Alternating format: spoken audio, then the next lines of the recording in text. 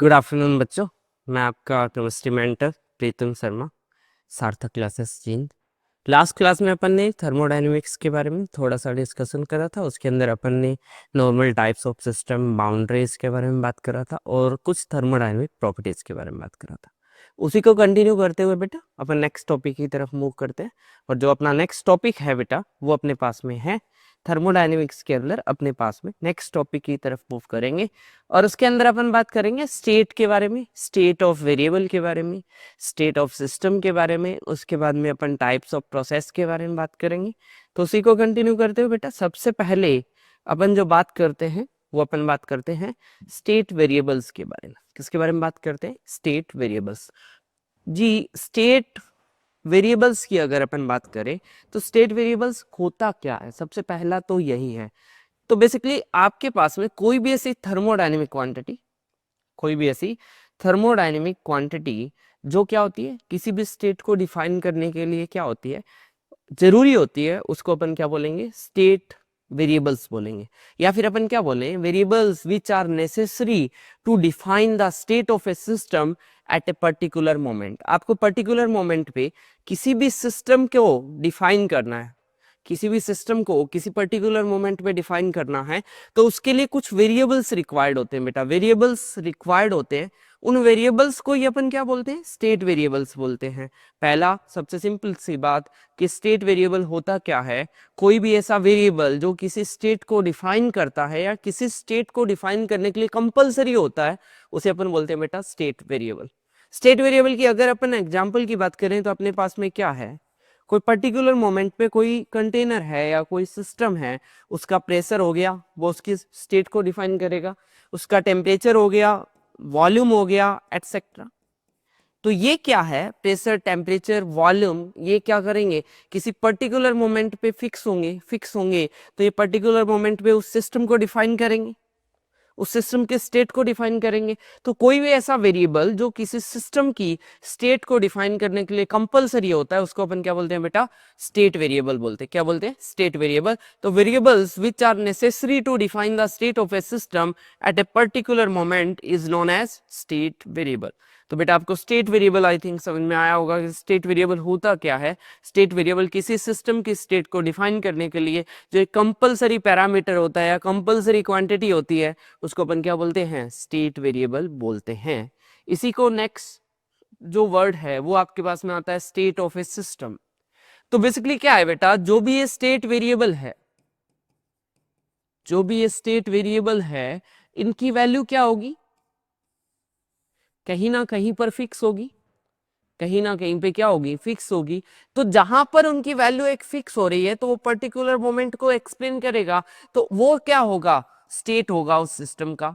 वो क्या होगा? स्टेट होगा उस सिस्टम का। मतलब कहीं पर आपने कुछ स्टेट वेरिएबल्स फाइनलाइज करे, उन स्टेट वेरिएबल्स को फाइनलाइज करने पर क्या हुआ? एक पर्टिकुलर मोमेंट पर वो चीजें फाइनलाइज हुई। लेट्स सपोज एक सिस्टम है, सिस्टम का प्रेशर क्या है बेटा? P1, टेम्परेचर क्या है? T1, वॉल्यूम क्या है? V1 और मोल क्या है? N1। तो अब ये सिस्टम किसी स्टेट के अंदर है, सिस्टम की ये वैल्यूज क्या है? यहाँ पे फिक्स है। तो ये जो वैल्यूज फिक्स हो रही है, इसका मतलब ये पर्टिकुलर स्टेट को डिफाइन कर रहा है। किसको डिफाइन कर रहा है बेटा? पर्टिकुलर स्टेट को डिफाइन कर रहा है। आफ्टर सम टाइम इसका pressure and temperature and volume, pressure P2 हो जाता है, टेम्परेचर T2 हो जाता है, वॉल्यूम V2 हो जाता है और मोल क्या हो जाते हैं? N2 हो जाते हैं बेटा। तो अब नए पैरामीटर्स अपने को मिले। नए पैरामीटर्स क्या मिले यहाँ पर अपने को प्रेशर, टेम्परेचर, वॉल्यूम और मोल की टर्म्स में एक नए पैरामीटर्स मिले। तो यहाँ पर कुछ नए पैरामीटर्स फाइनल हो गए। पहले कुछ नए पैरामीटर्स, पहले और कुछ पैरामीटर फाइनल थे, अब नए पैरामीटर फाइनल हुए। मतलब अब सिस्टम क्या हो गया? आपकी एक नई स्टेट के अंदर चला गया। तो जिसे अपन क्या बोलेंगे? स्टेट 2 बोलेंगे। क्या बोलेंगे? स्टेट 2। तो बेसिकली क्या है? कोई भी ऐसा मोमेंट जहां पर सभी के सभी स्टेट वेरिएबल्स क्या हो जाए? फिक्स हो जाए, तो उसे क्या बोलेंगे? स्टेट ऑफ ए सिस्टम बोलेंगे। क्या बोलेंगे? State of a system. इस चीज को समझने के लिए अपन और थोड़ा सा ध्यान देते हैं इन चीजों पे कि आपके पास में स्टेट ऑफ सिस्टम क्या होता है। तो देखें बेसिकली कि आपके पास में इसको डिफाइन कि when all the state variable are fixed then system is known in a particular state. जब किसी सिस्टम की सारे के सारे पैरामीटर क्या हो जाए बेटा? फिक्स हो जाए। सारे के सारे पैरामीटर क्या हो जाए? आपके पास में फिक्स हो जाए तो सिस्टम क्या होगा? एक पर्टिकुलर स्टेट में होगा। सिस्टम क्या होगा बेटा आपका, एक पर्टिकुलर स्टेट में होगा, उसे अपन क्या बोलेंगे, state of a system. Let's suppose आपके पास में क्या दे रखा है बेटा, एक ये सिस्टम दे रखा है जहां पर प्रेशर P1 है, वॉल्यूम V1 है, टेम्परेचर T1 है और मोल क्या है मेरे पास में N1 है। ये आपके पास में बेटा अलग अलग चार चीजें दे रखी है। कुछ टाइम के बाद में क्या होता है बेटा, ये मेरे पास में ये पैरामीटर्स यहाँ पे फिक्स हो गए, तो ये मेरे पास में क्या हो जाएंगे बेटा, स्टेट फर्स्ट। ये मेरी क्या हो गई बेटा, एक स्टेट फर्स्ट फाइनलाइज होगी। आफ्टर सम टाइम क्या होगा मेरे पास में, ये पैरामीटर्स चेंज हुए और पैरामीटर्स नए फिक्स हो गए हैं। टेम्परेचर T2 एंड मोल क्या हो गए मेरे पास में N2। अब देखो बेटा यहाँ पर प्रेशर, वॉल्यूम, टेम्परेचर, मोल, या फिर अपन मोल को ना लेते हुए अपन सिंपल सी तीन चीजों के बारे में बात करते हैं।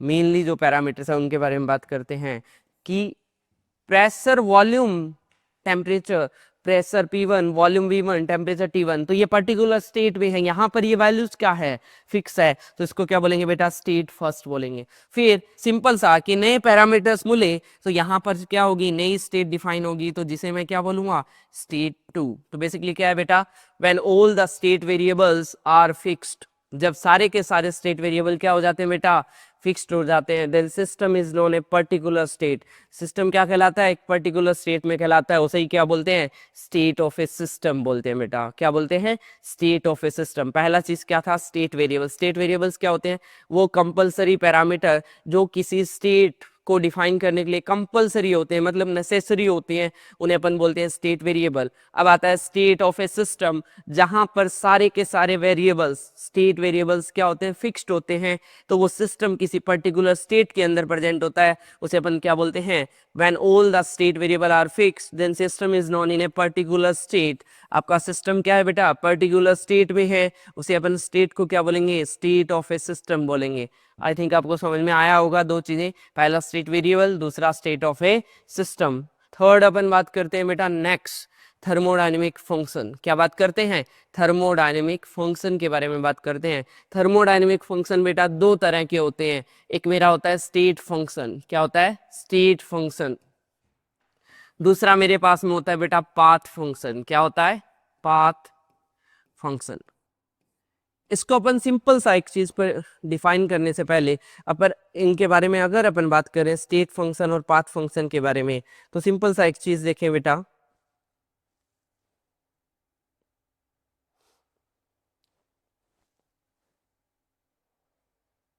अब देखिए स्टेट फंक्शन और पाथ फंक्शन, मैं बात करता हूं बेटा स्टेट फंक्शन और पाथ फंक्शन के बारे में। अगर मैं स्टेट फंक्शन और पाथ फंक्शन के बारे में बात करूं तो सिंपल सी एक चीज देखो बेटा,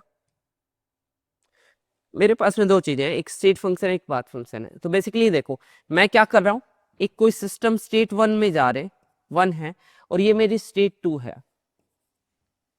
ठीक है। अब यहां से मैं यहां पे पहुंचा बेटा इस पाथ से,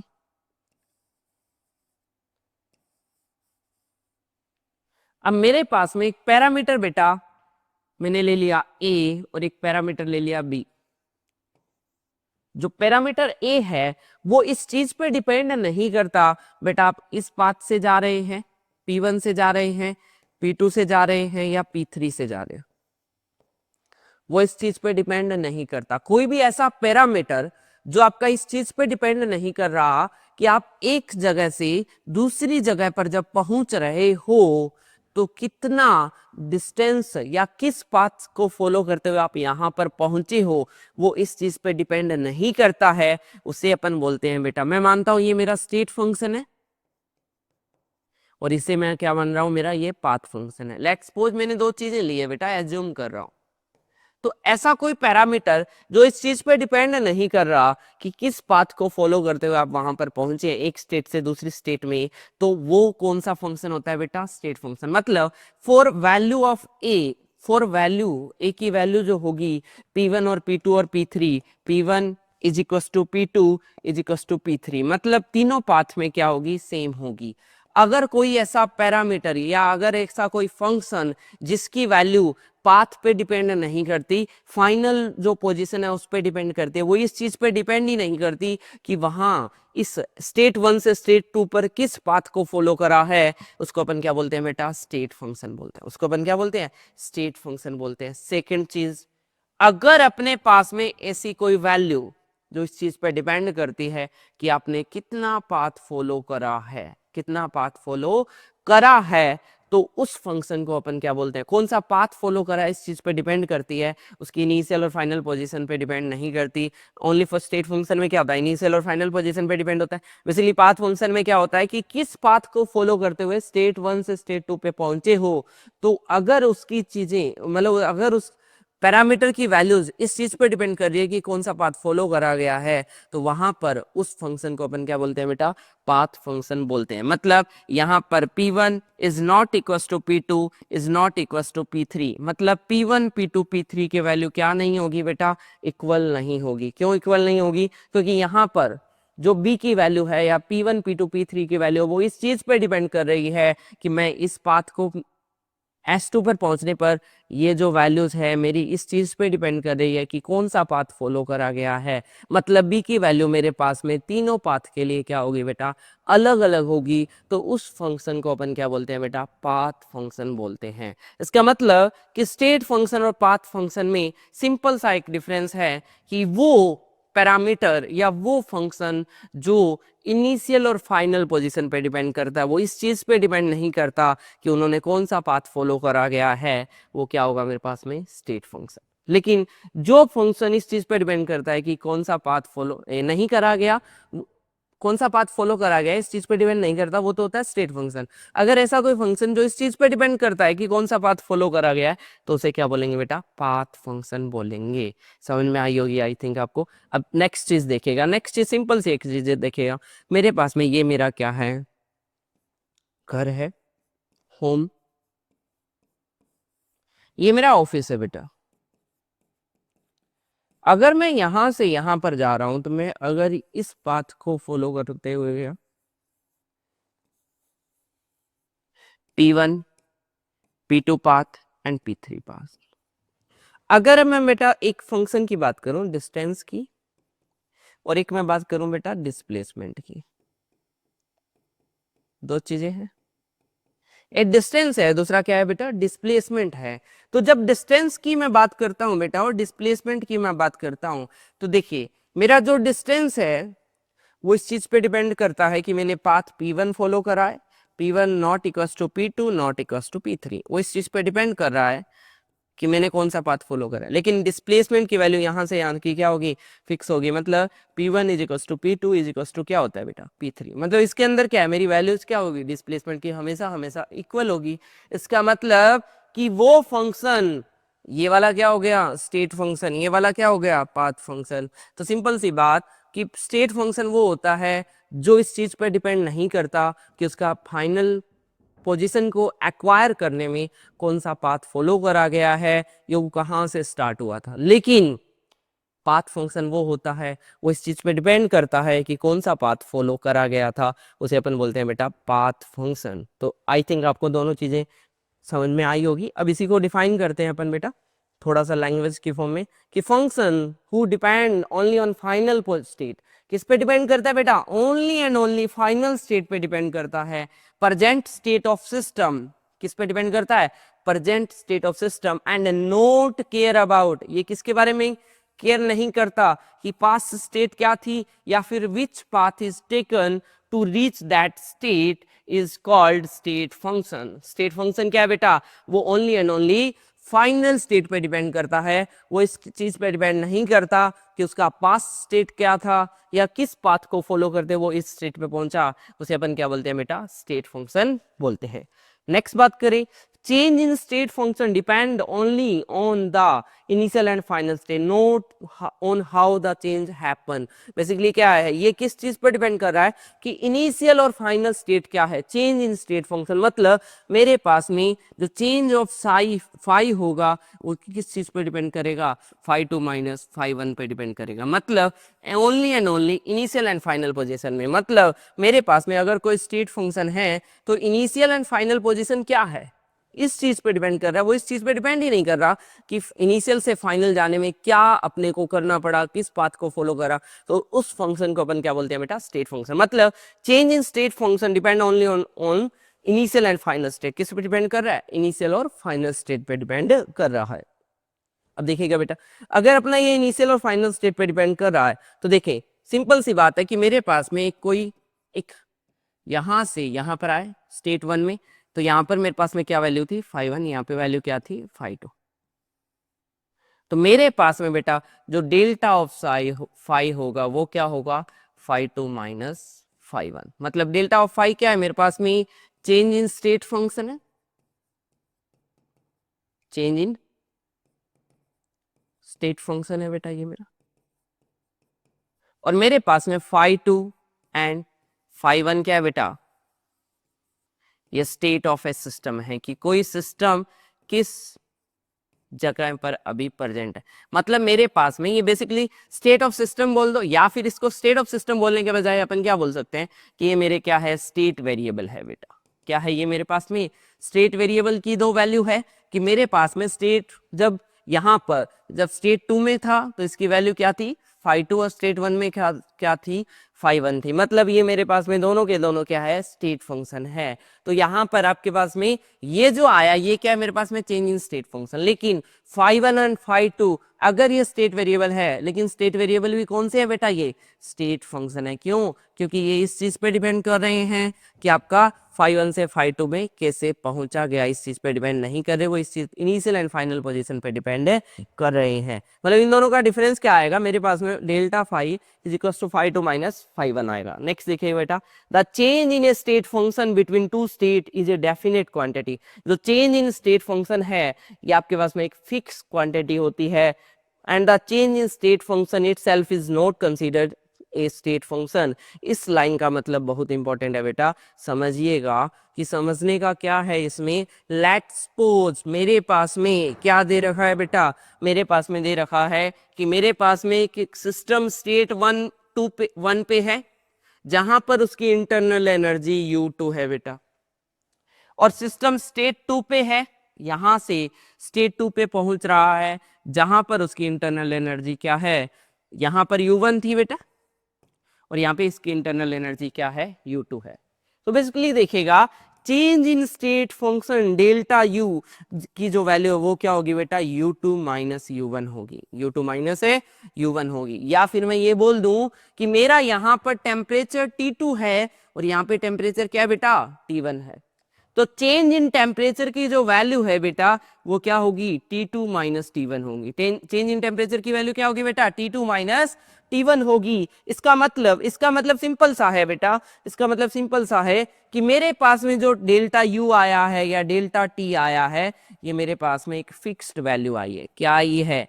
फिक्स्ड वैल्यू आई है। लेकिन क्या था T1 T2 U1 U2 ये तो क्या थे बेटा मेरे पास में स्टेट फंक्शन थे, ये तो क्या थे मेरे पास में स्टेट फंक्शन। लेकिन चेंज इन स्टेट फंक्शन जो ये वैल्यू आई है नोट ए स्टेट फंक्शन, ये क्या नहीं होंगे स्टेट फंक्शन है नहीं होंगे। मतलब change of A state function is not a state function. मतलब क्या है देखो, the change in a state function between two state is a definite quantity, however the change in a state function itself is not considered as a state function। इसको अपन किसके रूप में consider नहीं करेंगे, स्टेट फंक्शन के रूप में consider नहीं करेंगे। इसका मतलब सिंपल सा है बेटा कि आपके पास में दो अलग अलग स्टेट पे स्टेट वेरिएबल्स दे रखे हैं, लेकिन स्टेट वेरिएबल्स जो है वो क्या है स्टेट फंक्शन है, लेकिन उन स्टेट वेरिएबल्स का जो डिफरेंस आ रहा है या चेंज आ रहा है वो स्टेट फंक्शन है नहीं है। आई थिंक आपको समझ में आया होगा जो मैं चीज समझाना चाह रहा हूं कि स्टेट फंक्शन क्या है। स्टेट फंक्शन वो वेरिएबल है जिसका इस चीज पे डिपेंड नहीं करता कि वो एक स्टेट से दूसरी स्टेट पे किस तरह से पहुंचा, वो only and only initial and final position पे डिपेंड करा, और उनके बीच का जो डिफरेंस है वो एक डेफिनेट क्वांटिटी आएगी। लेकिन वो डेफिनेट क्वांटिटी क्या नहीं होगी बेटा, वो डेफिनेट क्वांटिटी आपकी चेंज जो आया है वो स्टेट फंक्शन नहीं होगा। इसका मतलब सिंपल सा हो गया कि आपके पास में अगर अभी कोई चीज आती है, अगर अभी कोई चीज आती है ऐसी कि लेट्स सपोज आपको क्या दे रखा है, आपको दे रखा है कि डेल्टा U एंड U, तो ये तो क्या है नोट ए स्टेट फंक्शन, लेकिन ये क्या होगा स्टेट फंक्शन होगा। ये क्या होगा आपके पास में स्टेट फंक्शन होगा। लेकिन आपको बोल दिया जाए डेल्टा T, ये क्या नहीं है नोट ए स्टेट फंक्शन, लेकिन बोल दिया जाए टेम्परेचर तो ये आपके पास में क्या होगा बेटा, स्टेट फंक्शन होगा। सिंपल सी बात है कि स्टेट फंक्शन वो पैरामीटर होता है जिसमें चेंज नहीं है, जिसमें चेंज वाला जो स्टेट फंक्शन है, चेंज इन स्टेट फंक्शन है, वो स्टेट फंक्शन नहीं होता। लेकिन जो एक्चुअल में स्टेट है, स्टेट पर्टिकुलर स्टेट में जो स्टेट वेरिएबल्स हैं, जैसे अपने पास में टेम्परेचर हो गया, इंटरनल एनर्जी हो गया, गिब्स फ्री एनर्जी हो गया, एंट्रोपी हो गया, एंथैल्पी हो गया, वो सारे के सारे बेटा क्या है आपके पास में स्टेट फंक्शंस है होते हैं। जैसे फॉर एग्जांपल मैं स्टेट फंक्शंस के कुछ एग्जांपल्स लेता हूं बेटा। अगर अपन स्टेट फंक्शंस के कुछ एग्जांपल्स लेंगे तो देखिएगा बेटा,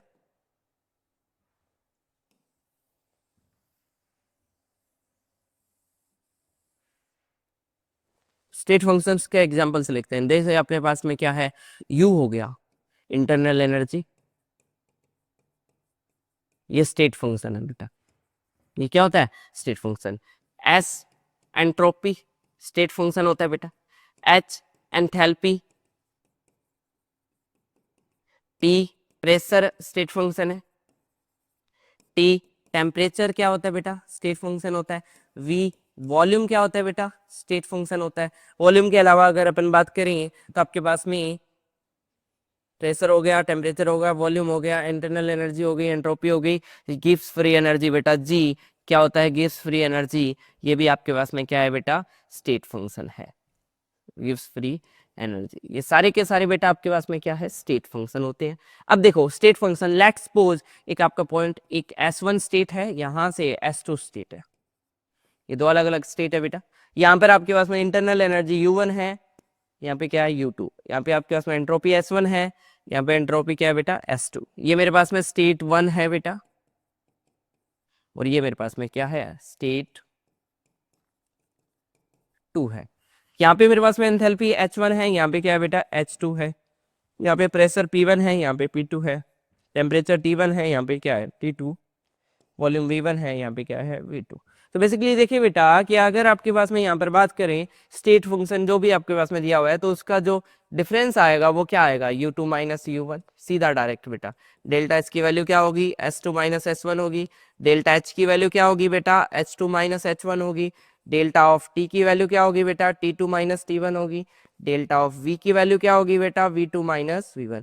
इसका मतलब क्या है, इसका मतलब सिंपल सी बात है बेटा कि ये जो भी पैरामीटर्स हैं, ये सारे के सारे क्या है मेरे पास में स्टेट फंक्शन है। लेकिन जो इनका चेंज आया है, ये जो अपने पास में क्या है चेंज, ये क्या नहीं है, नोट ए स्टेट फंक्शन, ये क्या नहीं है स्टेट फंक्शन है, नहीं है। आई थिंक आपको समझ में आया होगा तो स्टेट फंक्शन क्या होता है। अब देखिए स्टेट फंक्शन के लिए कुछ कंडीशंस भी होती है बेटा। कोई भी फंक्शन स्टेट फंक्शन कब होगा, इस चीज के लिए कुछ कंडीशंस होती है। तो पहला कंडीशन क्या है, for a function to be state function it should satisfy the following two condition. पहला कंडीशन क्या है, the change in a state function is the same for all path followed by the system between two state. Basically क्या लिया बेटा मैंने, एक state लिया, एक सिस्टम का स्टेट S1 लिया और एक स्टेट टू S2 लिया, ये S1 है और S2 है। अगर मैंने ये पाथ फॉलो करा बेटा, अगर मैंने ये पाथ फॉलो करा और अगर मैंने ये पाथ फॉलो करा, तो ये P1 पाथ है बेटा, ये P2 पाथ है और ये क्या है मेरे पास में P3 है। तीन अलग अलग पाथ है बेटा, अपन क्या कर रहे हैं, फॉलो कर रहे हैं, एक P1 P2 एंड P3। तो देखें बेटा, अगर अपने पास में क्या हो रहा है, पाथ फॉलो जो हो रहा है,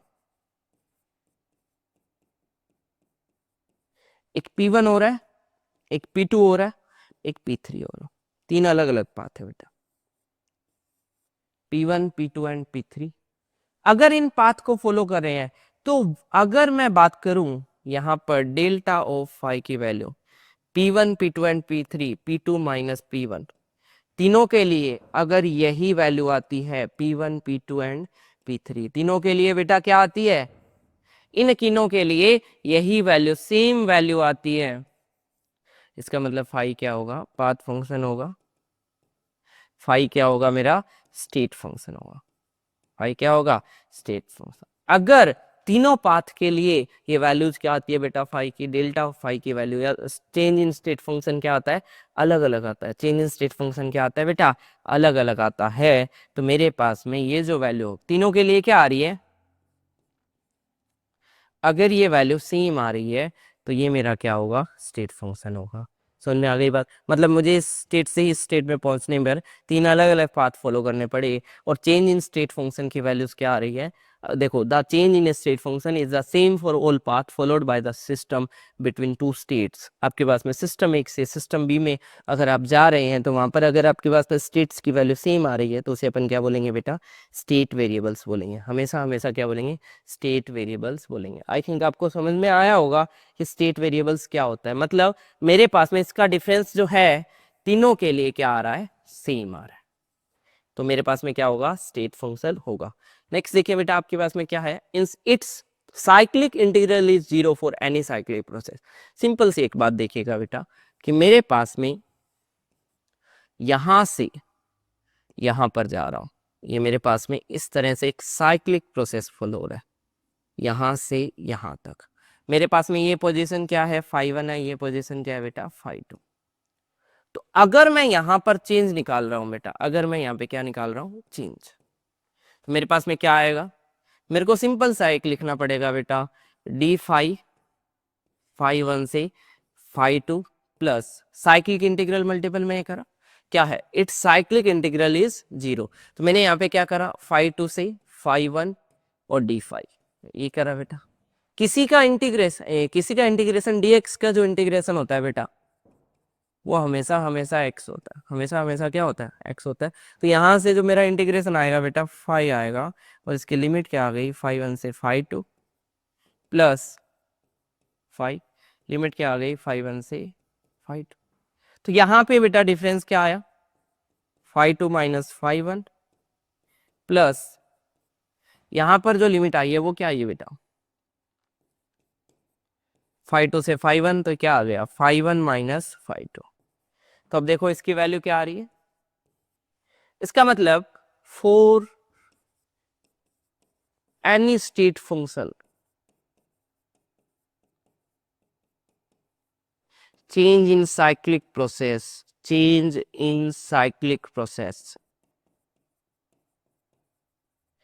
is ऑलवेज जीरो। मतलब हर एक साइक्लिक प्रोसेस के लिए बेटा, हर एक साइक्लिक प्रोसेस के लिए स्टेट फंक्शन की जो वैल्यू होगी वो क्या आएगी? जीरो आएगी। For any state function change in cyclic process is always zero. तो आपके पास में क्या बेटा? It's cyclic integral is always zero. इसका मतलब अगर इसके लिए मेरी बात हो जाए किसके बारे में? डेल्टा ऑफ यू के बारे में, तो वैल्यू क्या होगी? जीरो, क्योंकि साइक्लिक प्रोसेस है। अगर मेरे पास में बात हो जाए delta H zero, delta P zero, delta T zero, delta U, delta S zero. मतलब हर एक स्टेट फंक्शन के लिए, हर एक स्टेट फंक्शन के लिए साइक्लिक प्रोसेस में चेंज इन स्टेट फंक्शन जो हमेशा हमेशा होगा वो हमेशा बेटा क्या आएगा? जीरो आएगा। आई थिंक आपको समझ में आया होगा कि स्टेट फंक्शन में किस तरह से वैल्यू जीरो आ रही है, क्योंकि उसका अपन इंटीग्रल मल्टीपल कर रहे हैं, तो मल्टीपल करने पर क्या हो रहा है? उसका वैल्यू जीरो को आ रहा है। ठीक है बेटा, नेक्स्ट बात करते हैं। नेक्स्ट मेरे पास में आता है बेटा पाथ फंक्शन। तो सिंपल सा स्टेट फंक्शन को समझने के बाद में सिंपल सी एक कहानी समझ में आई होगी कि यार जो स्टेट फंक्शन में नहीं आ रहे हैं वो सारे बच्चे के बच्चे किस में आएंगे? पाथ फंक्शन में आएंगे। क्यों? क्योंकि a path function is a quantity whose value depends on the path taken by the system। किस चीज पे डिपेंड कर रही है? वो इस चीज पे डिपेंड कर रही है कि उसने कौन सा पाथ फॉलो करा है from one state to another state. मतलब एक स्टेट से दूसरे स्टेट में जाने पर, एक स्टेट से दूसरे स्टेट में पहुंचने के लिए वो इस चीज पे डिपेंड कर रहा है, वो इस चीज पे डिपेंड कर रहा है कि कौन सा पाथ फॉलो करा गया है। तो उसे अपन क्या बोलते हैं बेटा? पाथ फंक्शन बोलते हैं। उसे अपन क्या बोलते हैं? पाथ फंक्शन बोलते हैं। और इसके एग्जाम्पल की अगर अपन बेटा बात करें तो एग्जाम्पल इसके अंदर आता है वर्क एंड हीट। बहुत ही इंपॉर्टेंट एग्जाम्पल हैं कि वर्क और हीट दो ऐसे एग्जाम्पल है जो दोनों के दोनों किस चीज पे डिपेंड करते हैं? इस चीज पे डिपेंड करते हैं कि एक स्टेट से दूसरे स्टेट में जाने पर कौन सा पाथ फॉलो हुआ है। अगर इस चीज पे डिपेंड कर रहा है तो उस फंक्शन को अपन क्या बोलेंगे बेटा? पाथ फंक्शन बोलेंगे। उस फंक्शन को अपन क्या बोलेंगे? पाथ फंक्शन बोलेंगे। आई थिंक आपको समझ में आया होगा कि स्टेट फंक्शन क्या होता है और पाथ फंक्शन क्या होता है। आपको इस चीज में कोई डाउट हो तो आप मुझे लिंक में, जो भी आपके पास में यूट्यूब पर वीडियो मिलता है, उसके अंदर आप कमेंट करके बोल सकते हो कि आपको किस चीज़ में प्रॉब्लम आ रही है, फिर उसका मैं आपको सॉल्यूशंस डाल दूंगा, ठीक है। नेक्स्ट आपके पास में आता है बेटा टॉपिक थर्मोडायनेमिक प्रोसेस। क्या आता है नेक्स्ट टॉपिक बेटा? Thermodynamic process. थर्मोडायनेमिक प्रोसेस, एक और चीज ध्यान रखिएगा, वीडियो को बेटा ओनली फॉर फिल्म की तरह नहीं देखना है। जो भी आपको पढ़ाया जाता है उसके प्रॉपर नोट्स होने चाहिए आपके पास में, पॉइंट टू पॉइंट हर चीज आप नोट डाउन करें, तभी आपको समझ में आएगा। नहीं तो बेटा वीडियो अगर आप मूवी की तरह देखेंगे तो आपका कोई भला नहीं होगा।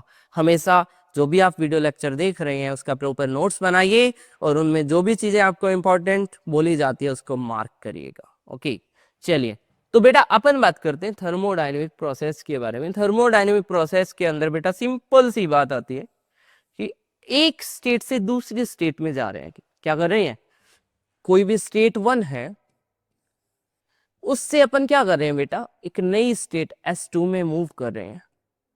स्टेट 1 से स्टेट 2 के अंदर बेटा अपन क्या कर रहे हैं, मूव कर रहे हैं। तो एक स्टेट से दूसरी स्टेट में मूव करने के लिए पर्टिकुलर प्रोसेस हुआ होगा, कोई ना कोई चीज को अपन ने फॉलो करा होगा। तो जब कोई ना कोई चीज को अपन फॉलो कर रहे हैं तो उसको अपन क्या बोलेंगे बेटा, प्रोसेस बोलेंगे। क्या बोलेंगे, प्रोसेस। तो आपके पास में एक स्टेट से दूसरी स्टेट में पहुंचने के लिए कोई पर्टिकुलर थर्मोडायनेमिकल प्रोसेस की रिक्वायरमेंट होती है। उस थर्मोडायनेमिक प्रोसेस को अपन क्या बोलते हैं बेटा, उस प्रोसेस को या प्रोसीजर को अपन क्या बोलते हैं बेटा, थर्मोडायनेमिक प्रोसेस बोलते हैं। क्या बोलते हैं, थर्मोडायनेमिक प्रोसेस। थर्मोडायनेमिक प्रोसेस को बेटा अपन ब्रॉडली 5 तरह से डिवाइड करते हैं। क्या करते हैं, 5। इसके अंदर एक और चीज आएगी बेटा, यहां पर एक चीज और मेंशन कर देते हैं अपन, पॉलीट्रॉपिक प्रोसेस। क्या बोल देते हैं, पॉलीट्रॉपिक प्रोसेस। तो अब देखिए मेरा वन बाय वन अपन थोड़ा सा इस चीज को ध्यान से देखते हैं। पहला, आइसोबारिक प्रोसेस। क्या दे रखा है, आइसोबारिक प्रोसेस। बेटा अगर आइसोबारिक प्रोसेस की मैं बात करता हूं, आइसोबारिक मतलब अपनी किससे, बार मतलब प्रेशर से रिलेटेड है। किससे रिलेटेड है बेटा, प्रेशर से। तो आइसोबारिक प्रोसेस वो प्रोसेस होता है, आइसोबारिक प्रोसेस वो प्रोसेस होता है बेटा जहां पर प्रेशर क्या होता है आपके पास में, कांस्टेंट होता है। प्रेशर क्या होता है बेटा, कांस्टेंट होता है। उस प्रोसेस को अपन क्या बोलते हैं, आइसोबारिक प्रोसेस बोलते हैं। क्या बोलते हैं, आइसोबारिक प्रोसेस। नेक्स्ट आता है बेटा आइसोकोहरिक प्रोसेस। कोई भी ऐसा प्रोसेस जहां पर वॉल्यूम की वैल्यू क्या रहती है, कांस्टेंट रहती है। वॉल्यूम क्या रहता है बेटा, कांस्टेंट रहता है, उस प्रोसेस को अपन क्या बोलते हैं, आइसोकोहरिक प्रोसेस। Third, adiabatic. पहले एडियाबैटिक बाउंड्री आया था जहां पे हीट चेंज नहीं होता था। इसका मतलब कोई भी ऐसा प्रोसेस जहां पर Q की वैल्यू क्या होती है, कांस्टेंट, हीट चेंज 0 होता है। क्या होता है बेटा, हीट चेंज 0 होता है, उसको अपन क्या बोलते हैं, एडियाबैटिक प्रोसेस बोलते हैं। नेक्स्ट आता है बेटा आइसोथर्मल, जहां पर टेम्परेचर मेरा कांस्टेंट होता है। टेम्परेचर क्या होता है बेटा, कांस्टेंट होता है। उस प्रोसेस को अपन क्या बोलते हैं बेटा, आइसोथर्मल प्रोसेस बोलते हैं। क्या बोलते हैं, आइसोथर्मल प्रोसेस। नेक्स्ट आता है साइक्लिक, मतलब जिसका फर्स्ट एंड लास्ट पॉइंट बेटा, first and last point of, first and last point of any process is same. First और लास्ट पॉइंट किसी भी प्रोसेस का अगर क्या होगा बेटा, सेम होगा, वो प्रोसेस क्या होगा मेरे पास में, साइक्लिक प्रोसेस होगा। और चीज क्या खास है, साइक्लिक प्रोसेस के अंदर चेंज इन स्टेट फंक्शन की वैल्यू हमेशा हमेशा क्या होती है बेटा, 0। नेक्स्ट भाई पॉलीट्रॉपिक, नाम सुना होगा नहीं सुना होगा, दोनों ही चीजें हो सकती है, जहां पर प्रेशर वॉल्यूम टेम्परेचर तीनों के तीनों ही क्या होते हैं बेटा, वेरिएबल होते हैं। उसे प्रोसीजर को, उस प्रोसेस को अपन क्या बोलते हैं बेटा, पॉलीट्रॉपिक प्रोसेस बोलते हैं। आई थिंक आपको मोटा मोटी टाइप ऑफ प्रोसेस के बारे में बात समझ में आई होगी कि आपके पास में टाइप ऑफ प्रोसेस के अंदर कौन कौन से प्रोसेस होते हैं थर्मोडायनेमिक। पहला अपन ने बात करा आइसोबारिक, जहां पर आइसो जहां पर वर्ड आता है इसका मतलब तो क्या होता है बेटा, समान होता है। लेकिन बारीक, इससे क्या मतलब है, प्रेशर। कोहरिक, इसका मतलब क्या है, वॉल्यूम कांस्टेंट। एडियाबैटिक मतलब हीट कांस्टेंट। आइसोथर्मल टेम्परेचर से रिलेटेड, मतलब टेम्परेचर कांस्टेंट। साइक्लिक, जहां पर फर्स्ट और लास्ट पॉइंट क्या होता है, सेम होता है। एंड पॉलीट्रॉपिक, जिसके अंदर प्रेशर वॉल्यूम एंड टेम्परेचर क्या होते हैं बेटा, वेरिएबल होते हैं। या फिर साइक्लिक के अंदर ऐसा बोल दें कि कोई भी क्लोज्ड लूप में प्रोसेस होगा उसे अपन क्या बोलेंगे बेटा, साइक्लिक प्रोसेस बोलेंगे। आई थिंक आपको टाइप ऑफ थर्मोडायनेमिक प्रोसेस के बारे में समझ में आया होगा। वन बाय वन सबके बारे में अपन डिटेल में बात करेंगे। अब इसके बाद में दो चीजें और आती है, एक रिवर्सिबल प्रोसेस आता है और एक क्या आता है बेटा, इरिवर्सिबल। तो 2 मिनट रुकिएगा, उसके बारे में भी बात करते हैं। बाय वन सारे प्रोसेस के बारे में बात करते हैं। तो देखें, पहला आता है isothermal process. Isothermal, iso word का मतलब तो बेटा क्या होता है, सेम, या फिर अपन ये बोल दें बेटा कांस्टेंट। थर्मल मतलब टेम्परेचर, इसका मतलब वो प्रोसेस जिसके अंदर क्या हो, टेम्परेचर की वैल्यू क्या रहेगी, कांस्टेंट रहेगी। टेम्परेचर की वैल्यू क्या रहेगी बेटा, कांस्टेंट रहेगी। अगर कोई ऐसा प्रोसेस जिसके अंदर टेम्परेचर की वैल्यू क्या रहती है, कांस्टेंट रहती है, उस प्रोसेस को अपन क्या बोलते हैं बेटा, आइसोथर्मल। मतलब कि आपके पास में कोई थर्मोडायनेमिक इक्विलिब्रियम है,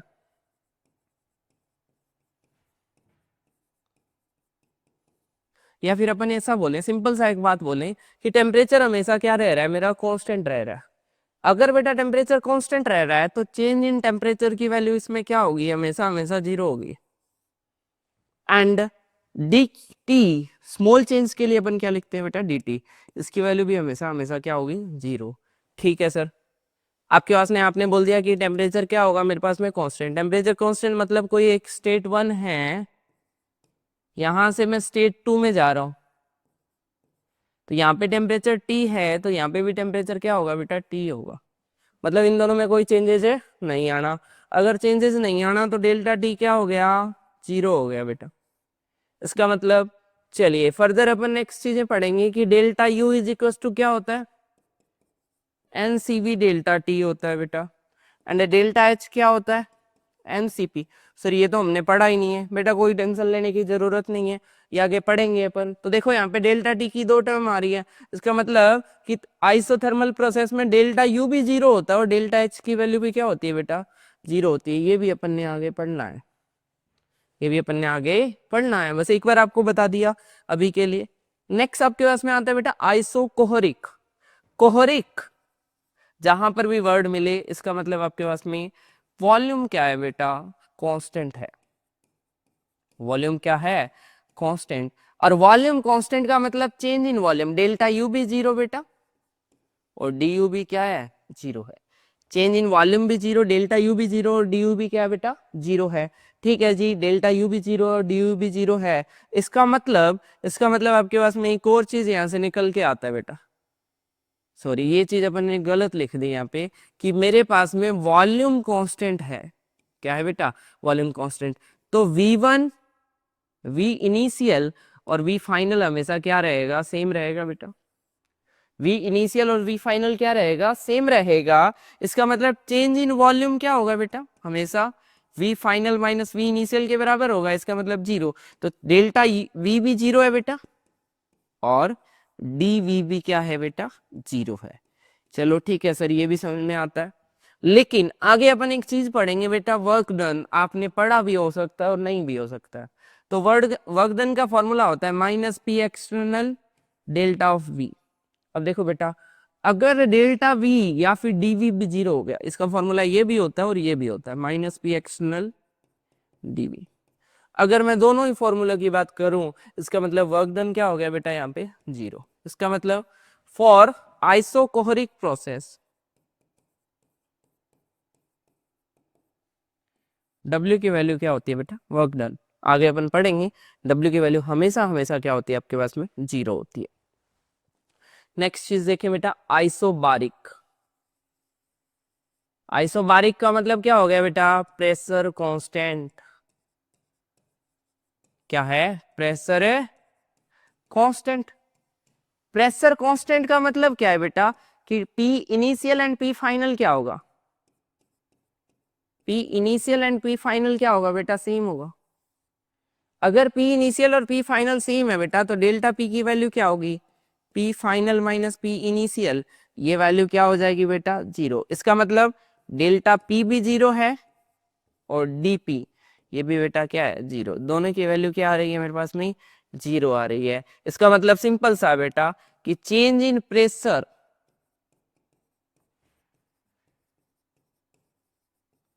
is 0, then process is known as isobaric process. Process को अपन क्या बोलते हैं बेटा? आइसोबारिक प्रोसेस बोलते हैं। आई थिंक आपको समझ में आया होगा। नेक्स्ट बात करते हैं बेटा एडियाबैटिक प्रोसेस। एडियाबैटिक जहां पर भी वर्ड मिलता है तो वो हीट से रिलेटेड होता है बेटा। किससे रिलेटेड होता है? तो यहां पर हीट चेंज मतलब Q की वैल्यू क्या होगी बेटा 0 होगी। तो यहां पर क्या होगा heat change with surrounding, heat change with surrounding बेटा हमेशा हमेशा 0 होगा, हमेशा हमेशा 0 होगा। मतलब सिस्टम का सराउंडिंग के साथ में बेटा कोई भी हीट चेंज नहीं होगा। सिस्टम का अगर मेरे पास में ये कोई सिस्टम है और इसके चारों तरफ का क्या है बेटा ये सराउंडिंग है, तो इनके बीच में कोई भी हीट चेंज नहीं होता। हीट चेंज बेटा यहाँ पर मैं अगर बात करूं तो ये मेरे पास में क्या होता है हमेशा 0 होता है। हीट चेंज मेरा हमेशा क्या होता है 0। तो वो प्रोसेस क्या होता है बेटा एडियाबैटिक प्रोसेस होता है। कोई भी ऐसा प्रोसेस जहां पर हीट चेंज बेटा आपके पास में क्या होती है 0 होती है, उस प्रोसेस को अपन क्या बोलते हैं बेटा एडियाबैटिक प्रोसेस बोलते हैं। क्या बोलते हैं? एडियाबैटिक प्रोसेस से बोलते हैं। नेक्स्ट देखिए बेटा, नेक्स्ट आपके पास में आता है साइक्लिक प्रोसेस। ठीक है जी। साइक्लिक प्रोसेस का सिंपल सा मतलब होता है कि आपका एक जगह से जहां से स्टार्ट हुआ है वहां से स्टार्ट होके वो मूव करेगा अलग अलग जगह पर और वापस इसी जगह पे क्या कर देता है अगर मूव कर देता है। मतलब कोई ऐसा प्रोसेस जहां पर हमेशा जहां से वो स्टार्ट होता है वहीं पर एंड होता है, उस प्रोसेस को अपन क्या बोलते हैं बेटा साइक्लिक प्रोसेस बोलते हैं। तो एनी प्रोसेस, कोई प्रोसेस है starting, start end point are same, start and end point are same. कोई ऐसा प्रोसेस है जिसका स्टार्ट और एंड पॉइंट क्या होता है same, then process is known as cyclic process. कोई भी ऐसा प्रोसेस जिसका स्टार्ट और एंड पॉइंट क्या होता है बेटा सेम होता है, उस प्रोसेस को अपन क्या बोलते हैं साइक्लिक प्रोसेस बोलते हैं। इसका मतलब for any cyclic process initial, कोई भी जो इनिशियल पॉइंट होगा पॉइंट इज इक्वल्स टू क्या होगा लास्ट पॉइंट, या फिर मैं क्या बोल दूं फाइनल पॉइंट। इसका मतलब क्या है? इसका मतलब सिंपल सा है कि for every state function, for every state function जो चेंज इन स्टेट फंक्शन आएगा, फॉर एवरी स्टेट फंक्शन जो चेंज इन स्टेट फंक्शन आएगा वो बेटा क्या आएगा 0 आएगा। चेंज इन स्टेट फंक्शन क्या आएगा मेरा 0 आएगा। इसका मतलब क्या है? इसका मतलब ये है बेटा कि डेल्टा ऑफ टी हमेशा हमेशा क्या होगा 0। क्यों? क्योंकि यहाँ से स्टार्ट हुआ, मान लीजिए एक्सपोर्ट टेम्परेचर T1 था और यहाँ पे T2, तो यहाँ से यहाँ पे T2 पे आया फिर वापस से क्या आ गया T1 पे वापस मूव हो गया। ठीक है, इसका मतलब ये प्रोसेस जरूरी नहीं है ऐसा हो, ऐसा भी हो सकता है यहाँ से स्टार्ट हुआ यहाँ पे गया फिर इधर और फिर इधर। ये एक पॉइंट ए है, बी है, सी है और डी है, अलग अलग पॉइंट पे मूव कर रहे हैं। तो अगर इस पॉइंट पे मूव करके आप इसी पॉइंट पे जब वापस पहुंच रहे हैं बेटा, इन पॉइंट्स पर मूव करके जब आप इसी पॉइंट पे वापस आ रहे हैं तो आपके पास में स्टेट वेरिएबल्स तो सेम हो गए हैं। अगर स्टेट वेरिएबल्स सेम हो गए हैं तो चेंज इन स्टेट फंक्शन की वैल्यू भी क्या हो जाएगी 0 हो जाएगी। इसका मतलब delta T, delta H, delta S, delta G, delta V all are zero, सारे के सारे क्या होंगे बेटा, जीरो होंगे। इसका मतलब क्या है, for a cyclic process all state functions have zero value, change in state functions की वैल्यू क्या होगी, जीरो होगी। नेक्स्ट मेरे पास में बेटा आता है नया एक process, polytropic process. Polytropic process simple सा बेटा, पॉलीट्रॉपिक तुम्हारे सिलेबस में जेई में बहुत एडवांस के अंदर इंपॉर्टेंट है, मेंस वगैरह में कभी नहीं पूछा जाता है। प्रेशर, वॉल्यूम और टेम्परेचर, तीन पैरामीटर्स है थर्मोडायनेमिकल, ये तीनों के तीनों यहाँ पे क्या होते हैं, वेरिएबल होते हैं। तीनों के तीनों क्या होते हैं बेटा, वेरिएबल होते हैं। मतलब प्रेशर भी चेंज हो रहा है, वॉल्यूम भी चेंज हो रहा है और टेम्परेचर भी चेंज हो रहा है। किसी प्रोसेस के अंदर प्रेशर, वॉल्यूम, टेम्परेचर तीनों चीजें चेंज हो रही है तो वो प्रोसेस क्या होगा बेटा, पॉलीट्रॉपिक प्रोसेस होगा। क्या होगा, पॉलीट्रॉपिक प्रोसेस होगा। और पॉलीट्रॉपिक प्रोसेस में बेटा जो एक मतलब ये बोल दें इक्वेशन होती है, पीवी की power X is equal to constant. इस इक्वेशन को कोई भी अगर प्रोसेस फॉलो कर रहा है तो उस प्रोसेस को अपन क्या बोलते हैं बेटा, पॉलीट्रॉपिक प्रोसेस बोलते हैं। और यहाँ पर जो x है इसे बोलते हैं बेटा पॉलीट्रॉपिक इंडेक्स, पॉलीट्रॉपिक इंडेक्स। इसके बारे में आगे अपन बात करेंगे बेटा, इसके वर्क डन वगैरह की कैलकुलेशन भी करेंगे, लेकिन अभी के लिए इतना ही कि आपके पास में अलग अलग प्रोसेस के बारे में अपन ने बात कर ली कि आपके पास में कौन कौन से प्रोसेस होते हैं, इन प्रोसेस में अपन क्या क्या पढ़ने वाले हैं, क्या क्या चीज़ों के बारे में अपन ने बात करी है। इसे पढ़िएगा अच्छे से, पूरे लेक्चर को ध्यान से सुनिएगा, अच्छे से नोट्स बनाइएगा। नोट्स बनाने के बाद में इसको एक बार अच्छे से अपडेट करिएगा तो आपको सारी चीज़ें थर्मोडायनेमिक्स में अभी तक जितना पढ़ा है अपने को समझ में आएगा। फिर भी अगर आपको प्रॉब्लम रहती है तो अपने पास में ऑफलाइन सेंटर है जींद के अंदर, सार्थक क्लासेस के नाम से, आप वहाँ पर भी विजिट कर सकते हैं। तो अच्छे से पढ़ें। Thank you.